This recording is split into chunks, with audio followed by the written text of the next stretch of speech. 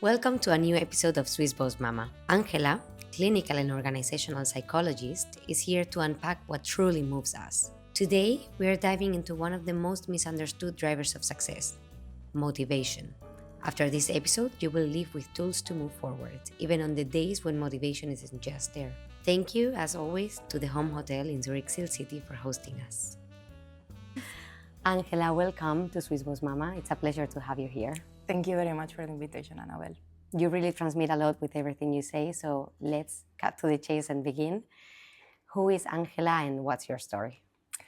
Yeah, well, I will start by saying that I'm a psychologist. I studied my master's degree in Spain in clinical psychology, and then I continue with organizational psychology. I did my postgraduate in human resources and employee relations. And after that, very soon after that, I had my first working experience in Spain. But after a year or so, I was really feeling that I needed more. So I followed that call and I traveled to Ireland for what I thought was going to be a few months. And it turned out to be 6 years that I was there. I lived there and I worked there. And almost 6 years ago, I came to Switzerland. So as you can see, I've had the opportunity to work in 3 different countries. And I feel that's really relevant because it has really enriched my experience, my working experience, and as well my personal experience, of course. I've always been fascinated by the human mind and human behavior. And I was very early in life drawn by psychology. So I knew I wanted to study psychology. But I do think these 3 experiences in these 3 different countries has helped me to really want to keep learning more about the human mindset and the human behavior. And I haven't stopped since, Annabelle. I started almost 20 years ago. And this sounds very old. I'm not that old, but it sounds really old. Almost 20 years ago, 19 years ago, I started studying psychology, and I haven't stopped learning since. I love learning about the new authors that come with new perspectives and new ideas about psychology and motivation, which is the topic we're going to discuss today, right? And outside of work, I'm a mom of 2 wonderful wild boys, as you know. And what I can tell you is that oftentimes they teach me more about motivation than any book would ever do. So yeah, in a nutshell, that's me. I believe you with all my senses because I really believe that the kids are being also the playing field for my learning as well. So I'm really excited to jump into this with you as well. Absolutely. You just mentioned it. We're going to jump into the topic of motivation because this is your area of expertise. So let's just bring it on. What is motivation exactly? Well, without getting super technical, but motivation, we could define it as a process, right? It's that process for which a human is going to action and sustain something, and whether to continue or finalize something. So the way we will understand motivation is by emotions. We cannot understand what motivation is without thinking of what emotions are behind that motivation. To that extent that for many authors in psychology, motivation would be defined as emotion in action. So we could say that motivation is that process for which we feel energized to do something. We need to understand that motivation is something really complex. As human beings are really complex, and motivation as well is really different from one person to another. So when we are thinking about motivation, what we need to understand is that there are many factors that are going to be driving us humans to do something. As I said, the first thing would be emotion. We cannot understand motivation without emotion, but there are many other things that are going to influence whether I want to do something and how I do something or not. And after speaking about emotion, I will continue with the type of passions and interests and curiosity that we have, right? Things that are aligned with us are going to help us to be more prone to want to act upon them. As well, the type of goals that we are going to set. And I think, for example, of you, when you have this goal of starting your podcast, how many challenges probably you had to do it, how many obstacles you encounter, how many things you really need to work very hard on, how many skills are you learning to do this. But that's the goal you're setting for yourself. And if you believe you can do it, you're going to work towards it. Which will bring me to another driver, as you can see, that is our self-perceived efficacy. The way that I think I can whether achieve something or not is going to really help us to decide whether I'm working towards something, whether it's worth my time, whether I think I can achieve it or not. And this will be also very much based on our belief systems, right? What are those ideas, those beliefs that I have about myself, others, and the world, which is also going to be very much influenced by our upbringing, meaning the way your parents raised you, the way success was spoken about at home, and the type of conversations that there were at dinner time, right? And this is going to very much shape the way we are doing things today, the why we are doing things today, or whether I'm doing something at all or not, like starting a podcast or not. So as you can see, there will be many different factors that are going to influence whether I am doing something today or not. And it's going to be very different from person to person. For me, it's also fascinating to understand that it's also going to change and fluctuate very much in oneself across time. Absolutely. Yeah. This is one of the topics that we're going to also touch upon. Most centered or focused in women. How does motivation shift in the life of a woman? If you want, we can talk about it right now, or we can talk about it later. Yeah, absolutely. We can dig into it. Okay. So I'm going to tell you a personal story right now from my end, right? Before, and I speak about it in one of the episodes that I launched at Swiss Boss Mama.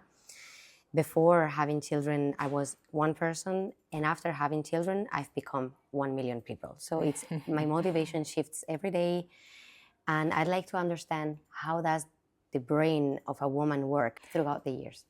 Absolutely, and I think that oftentimes people are going to identify themselves with their professional background, right? You asked me at the beginning, who are you? And the first thing that I would say to anybody that I'm introducing myself, oftentimes is going to be about my professional background. I think when we become moms, we suddenly have two identities instead of one. We are not just a psychologist, a recruiter, a journalist. We suddenly become that plus a caregiver. We need to take care of little people that are dependent on us. So first of all, there is this duplicity in our identity suddenly, right? And this is going to bring a shift in our priorities. As I was telling you before, motivation is going to be driven by many different things. One of them is how we feel. New moms, or moms for that matter, oftentimes might feel tired, might feel that they have a lot in their minds. So this is already how a shift that you can encounter. But as well, your priorities are going to change. Suddenly you have two different jobs. You're a professional, but you're also a mom. You have the same resources. It's not that you're going to get more hours in a day. You're not going to get more energy in a day, oftentimes. And you still need to perform at 100% in your two jobs, right? So coming back to the alignment, your priorities are going to change. For a mom, oftentimes their priority is their children. And even if as a professional you want to go back to the workforce, you still want to feel that you're contributing, whether it's economically or otherwise, to your family, you have other priorities. So I think inside us, we're going to feel that what I'm doing needs to be really meaningful, needs to bring me purpose in life. Whereas at the beginning of our careers, perhaps we're going to seek more for external factors. Right? I want to advance my career, I want to gain experience, I want to increase my skills. There will be at some point when we become moms, that mental shift is going to change towards, is it what I'm doing worth my time or not? What happens as well because we are now focusing on becoming a mom, right? But eventually other situations happen in life where perhaps someone has to take care of a parent, someone has to overcome an international move, changing scopes, changing scenes, problems in their couple. I mean, life, right? Life gives you lemons sometimes. So when can someone identify when it's too much? And how can people rewire themselves to find the motivation again to get out and do it again? Yeah. So I feel that what you are really mentioning about has to do a lot with this meaning, right? understanding motivation as the main purpose, understanding motivation as something that is really linked to meaning. And this is very human, right? What we want as human beings, our basic human needs are going to be meaning, purpose, growth, and connection. So whether we apply that in our day-to-day life or we apply it at work, that is not going to change. And again, it could be very different, right? Whether it's from women to women, whether you become a mom or not, whether any men for this matter, right? But these kind of human basic needs are not going to change at all. At the end, we can have many external factors that are going to help us to be motivated, but ultimately it's going to be the alignment that we have. So if I'm doing what I really feel that is what I want to do, if I'm enjoying doing what I'm doing, the motivation is going to stay usually up there. We can see this oftentimes with burnout. There could be a lot of energy invested, but oftentimes that energy can become stress if what I'm doing is not really aligned with what I want to do, with what is my passion, with what the things that I really love and enjoy doing.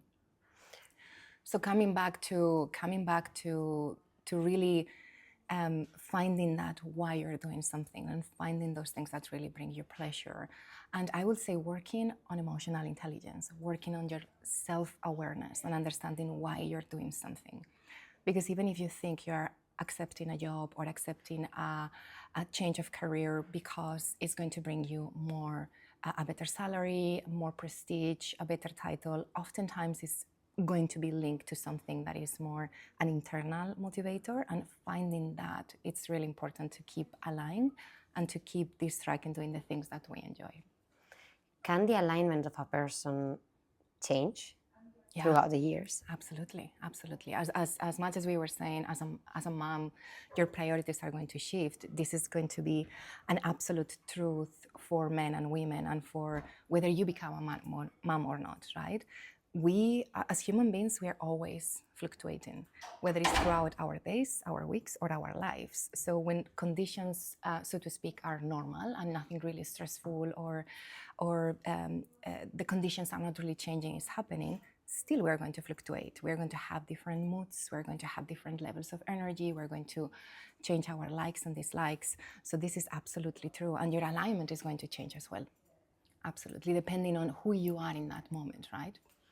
But now let's circle back to the burnout versus misalignment part that you were mentioning before. What are signs to watch for a person on the day-to-day with little time to think about the way they're feeling? Oftentimes when we feel burnout means that we've had for a sustained period of time too many stressors. And as human beings, we have stress and we have anxiety for a good purpose. It's going to help us to activate for some sort of danger. In this case, in the corporate world, is because I need to deliver a project. I have a deadline. I have a team to manage at the moment. So that stress is not going to be something bad per se, but when it's sustained in the long term, it's not really what it's supposed to be doing.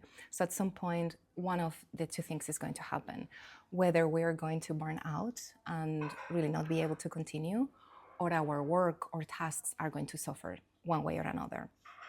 So oftentimes when one is feeling really tired, depleted, without energy, without what we would say, I don't feel the motivation to keep going, probably we are speaking about a person that has had this high stress sustained for a long time.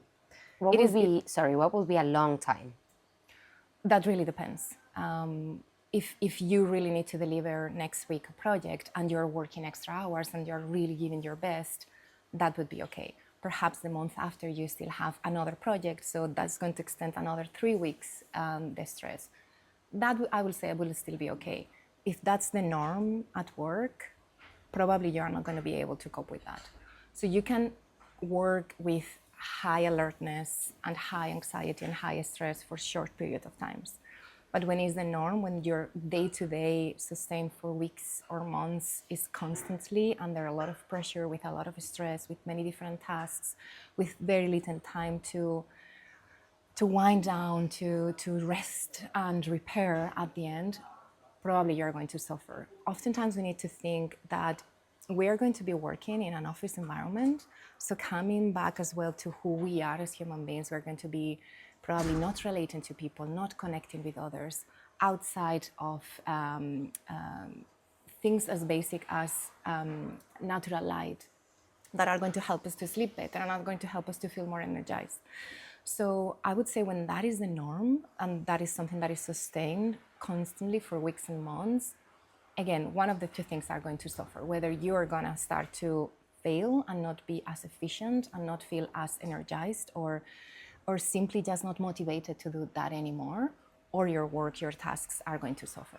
But some people feel adrenaline actually out of that situation where there is a Absolutely. deliverable Exactly. and they're like, okay, I can't wait to the next deliverable, basically. So when that is adrenaline or becomes a positive thing, it's totally fine, no, to live like that. Exactly. If the tasks you're doing are giving you energy and you feel energized, and is not a problem for you, it's absolutely okay. The problem will come when these tasks are no longer helping us to feel uplifted and happy and energized.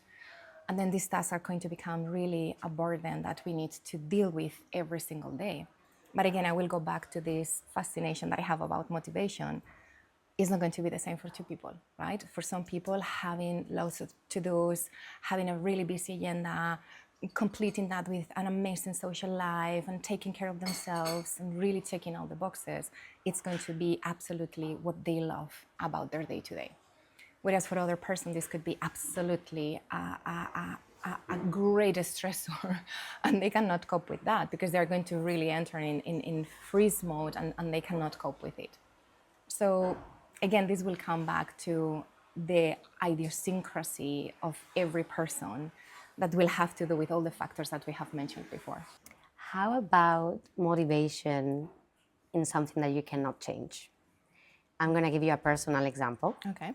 I'm coming from a few weeks of sleep regression with my baby. I'm very tired. I am finding it really difficult to keep up my great mom label. How do you find the motivation after, let's say, a week of not sleeping well and still waking up with the energy that they need in order to make them feel loved and happy and to be there for them? Yeah.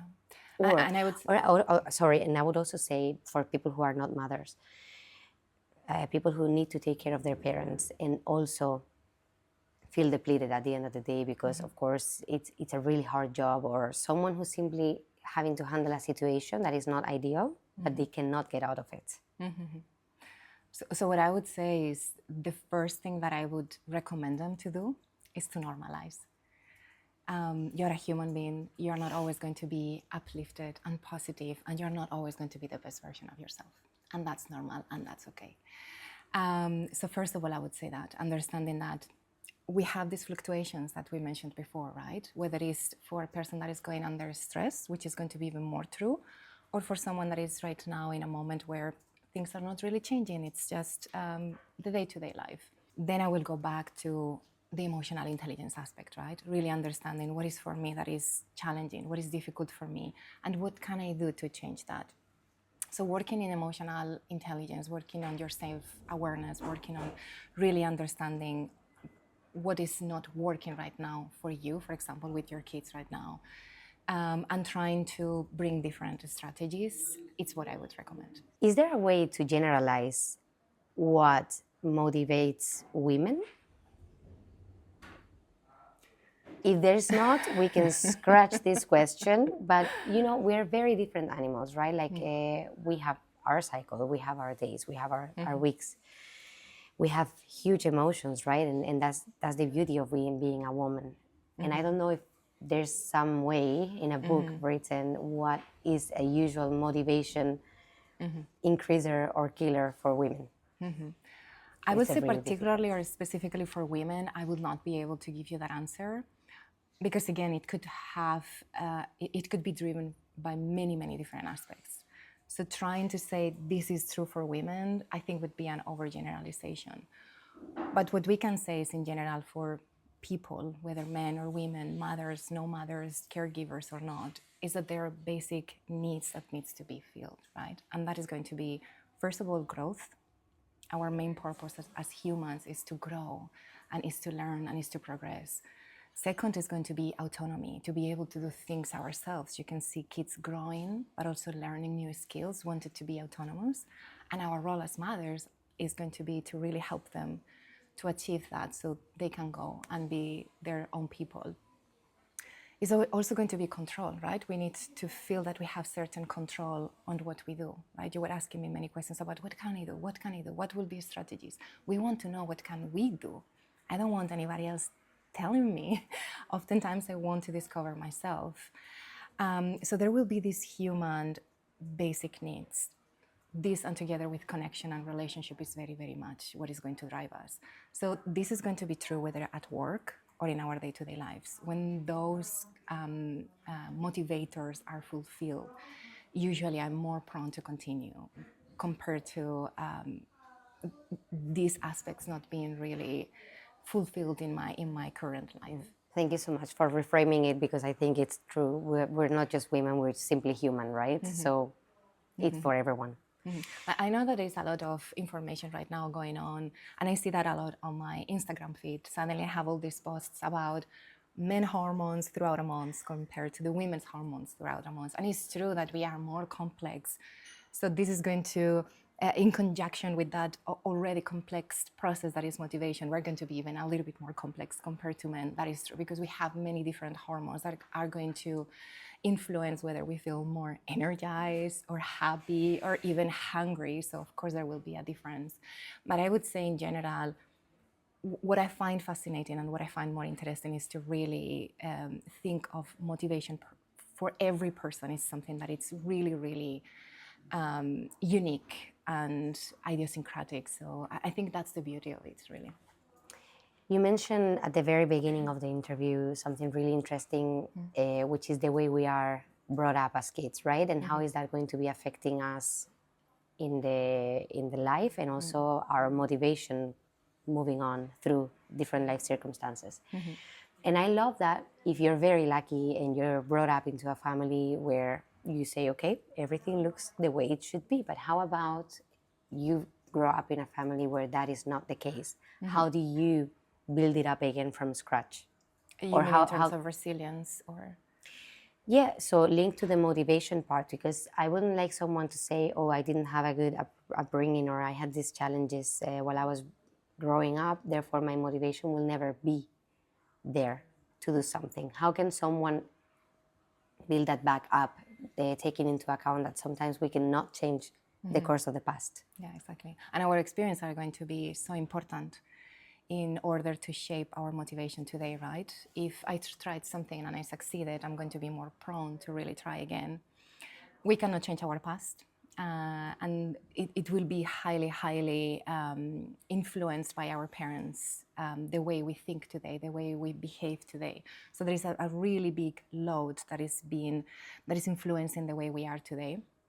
But I would say our experiences still are going to change who we are. This will have to do as well with who you are as a person and your personality. So as much as your upbringing, so the way your parents raised you and the different challenges, or maybe it was very easy for you, you have a very loving and caring environment at home, but still you can influence that somehow. There will always be a personality aspect that is going to be genetic and we cannot change, unfortunately or fortunately.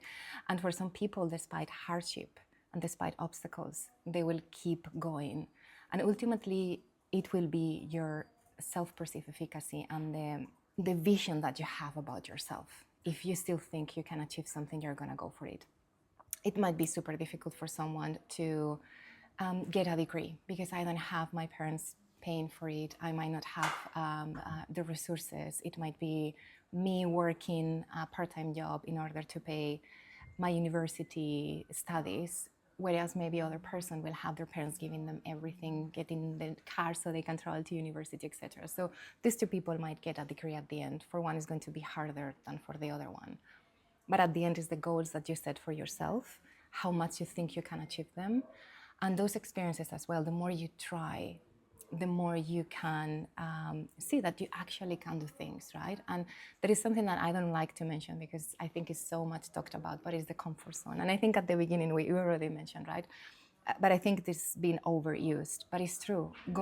Getting out of your comfort zone is really going to help you to see that you can actually do it and you can fill that gap. So you might not be able to change past experiences, but you can build new experiences that are going to change the way you feel about something. I love that. I love that because that is precisely the seek for happiness of a person, right? To get back this excitement and adrenaline. And well, I feel at the end of the day, it's only one time that we live. So we better find that inner motivation to go forward and to move and to navigate life in a positive way. Exactly. Have I forgotten to ask you anything that you'd like to mention? Yeah. Well, one last thing that I would like to say about this inner motivation, right, that you're mentioning about, is that we will have different factors that are going to motivate us, right? And the inner one, as you were saying, are going to be way more powerful than the external ones.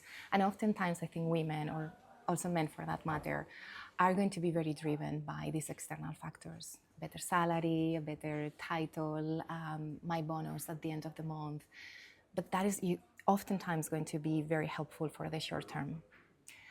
These inner factors, this intrinsic motivation is going to drive us in the long term. It's what is going to sustain alignment and is going to help us to really feel that energy going on and avoid those dips in motivation that sometimes we can see. And I would say that oftentimes companies might be very focused on providing those external motivators to employees. And I think that's great. I think we need them, but I think they need to go in conjunction with those internal motivations, right? People want to feel trusted at work. Women want to feel seen at work as much as men. And if those things are working well together, then yes, the external motivators are going to work. But if I have happy hour and I have the different bonus schemes and the kudos at the end of a team meeting, but the person is not feeling that the projects they're working on are aligned with their interests and their skills, if I don't feel I have the autonomy from my manager, if I don't feel that I'm able to really control the way I want to work on this, those external motivators probably are going to fail at some point. And I think oftentimes that is the cause why employees, women or men, are going to feel slowly less motivated at work. Yeah. I love that because I also see that very often in my circle of friends, right? Like when are seek for more when it comes to the working conditions, but then nevertheless not reaching that level of happiness or let's say fulfillment when you get it. So that explains it, and I'm gonna talk to one of my friends as soon as I get back home because it's a good answer to the absolutely. questions. To give you a tangible example, just to make it, it's going to be a very simple example, but to give you an example, imagine that you're a manager and you have two salespeople. You have salespeople A and salespeople B. You have salesperson A and salesperson B. So you have salesperson A that is going to be really motivated about helping the customers. She is overachieving because she really enjoys the process. She enjoys the problem-solving aspect of the work, and she's overachieving the targets because she finds that's really meaningful. She's helping the customers, and she finds that is really aligned with who she is. And you have salesperson B that really wants to overachieve the targets because there will be some sort of recognition. This person will be employee of the month. I will get my bonus at the end. So these two people are going to be highly motivated and they're going to be high achievers and they're going to overachieve their targets. But you can see that the motivation, the why is driving them towards that is going to be completely different. And this is not going to be so simplistic. This is just for the sake of the explanation. But as you can see at work, oftentimes, person A is going to go for longer. For longer. Because that is going to They have an intrinsic motivation. Exactly. Whereas person B will need to think at some point, why do I want the better salary? Why do I want the better title? Why is that inside me, right? What's that inner reason for which I really want to achieve all these things? Because there will always be some intrinsic motivation or internal factor that is going to be linked to feeling fulfilled with external motivators. Every manager should have a degree in psychology, I find. I agree with that. I think that's why it's so beautiful, the role of an organizational psychologist in the human resource department, right? And I find that this is true when I have leaders and managers telling me that sometimes a person is not really working. And for me, there will be so many things to look into, right? That motivation, why it's failing, what you can do, what strategies the person can also bring, right? Because there is oftentimes a lot of weight put on the leader, on the manager, without considering the environment and the employee per se. And that is going to start from the very beginning, right? From the type of people we are attracting to the company, how we're going through the interview process and the recruitment process, the onboarding, how we're going to be about the first weeks of an employee, and then really making sure that that person is the person that works for my team, for the role that I need to fulfill. But it's super individualistic, right? It takes a lot of time, because when the teams are larger, we're talking about 50 people team, 100 people team, to do that with every single employee, it's a challenge, right? It would be amazing if we would all get assessed and understood so that we can better drive our careers. I mean, that would be awesome. I would love that. And oftentimes this is what leaders and managers would tell me: I don't have time. This is not a priority. I would say, I think it is a priority, but I don't think it needs to take so much time. We all have team meetings. Simply asking someone, what do you think about this? What is your opinion? How would you work on this? Making sure the person feels trusted, and I really appreciate your opinion, and I'm here to support you, not to tell you what to do. That takes a few seconds. And that makes a whole world of exactly, a difference. Is going to make a whole difference for that, right? Or simply sitting beside someone and just asking them, how is your project going? What struggles are you having? Do you have all the resources that you need? Again, that takes a few minutes, but the person feels that it's really heard and seen, and their struggles matter, right? So yes, if you have the time to coach your employees, that's amazing. It is not always the case, but I still think that you can have bite-sized moments with those persons, and those moments are going to compound at the end. So I would say you can still do it, even if it's not perfect. I think done is better than perfect.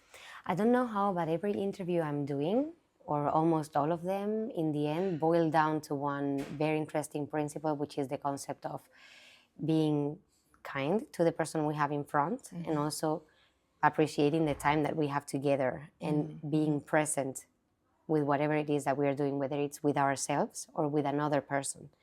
In the end, if we allow ourselves to do this, we are able to be more introspective with ourselves, but we are also able to help someone else be introspective with themselves. So the whole dynamic becomes better. And I find it fascinating that literally every conversation that I have leads to this. It's like Rome, you know how every path leads to Rome? So that's Rome. It's incredible. It's just the being present in the moment will help a lot with the motivation. Is that right? I would say we are humans really need these emotions to be working for them. And it's not because I entered the door of the office that emotion is going to be left behind, right? I still have this need to connect to others, and that is very, very basic and very foundational. So I'm not going to stop having that because I'm in the office and I need to be professional. Of course you need to be professional, but still you're going to have that need to connect to others. So kindness will boil down to that. You need to connect with others. You need to have relevant and meaningful relationships. And for professionals that are working a full-time job, we spend the majority of our time at work. So the majority of the connections we're going to have and the need for connection is going to be fulfilled at work with our manager, with our colleagues, with our teams. So when there is not that kindness you're referring to, there is something that at the end is going to, in the end is going to probably going to start to fail.